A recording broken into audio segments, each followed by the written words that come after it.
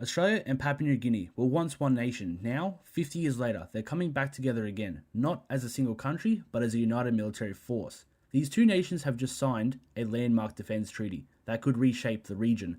Let's break this down on Global Military News.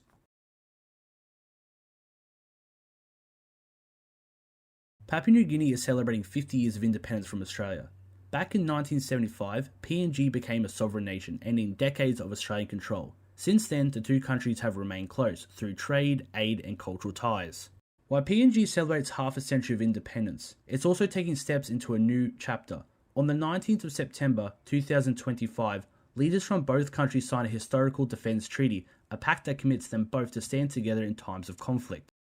So what's actually in this treaty? Well, first, if either nation is attacked, the other is legally required to provide military support. That means an attack on one is automatically an attack on both. Second, the armed forces of Australia and PNG will become more integrated. Soldiers from both countries can now join each other's militaries without needing dual citizenship. Australia will take the lead in providing training, technology, and logistic support, and joint military exercises will become a regular feature across the region. This essentially creates a combined force, designed to strengthen the defence of both nations and make any potential aggressor think twice. So why was this treaty signed now, and not years ago? The answer? Regional security and growing Chinese influence in the region. Over the past decade, China has increased its presence in ways like funding ports, airstrips, government projects in countries like the Solomon Islands and Fiji. These moves aren't just about economics, they are also giving Beijing potential access points for military use. For Australia, this is a direct challenge. Canberra has long seen itself as the main security partner in the region, but as China invests more into the region, Australia is under pressure to reinforce its position. This treaty with Papua New Guinea is one of the strongest responses yet. It shows that Australia is willing to go beyond words and put binding military commitments on the table.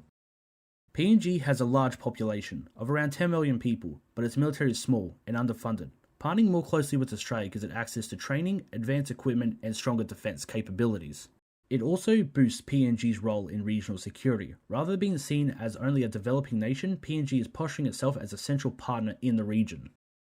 For Australia, the benefits are clear. By deepening defence ties with PNG, it strengthens its northern shield. With PNG only being located just 150 kilometres away from Australia's coastline, it makes it a vital area to have control over. This treaty also signals to other countries that Australia is serious about security cooperation. It's likely we'll see more defence deals like this in the coming years as Canberra works to counter Beijing's growing reach. This treaty has already drawn international attention. The United States has welcomed the move as seeing it as part of a broader effort to balance Chinese influence. China, on the other hand, is expected to view the deal with concern as it limits Beijing's ability to expand in PNG. Regionally, this could set a stage for a wave of new partnerships, or it could increase tensions by making countries feel like they have to pick a side. What do you think of this defence treaty? Is it a good thing or a bad thing? Will it increase tensions in the region or improve it? Let us know your thoughts in the comments. If you enjoyed today's content, make sure to check out the rest of the videos on the channel, and if you want to check out any of the other content, make sure to follow Global Military News on all your social media platforms.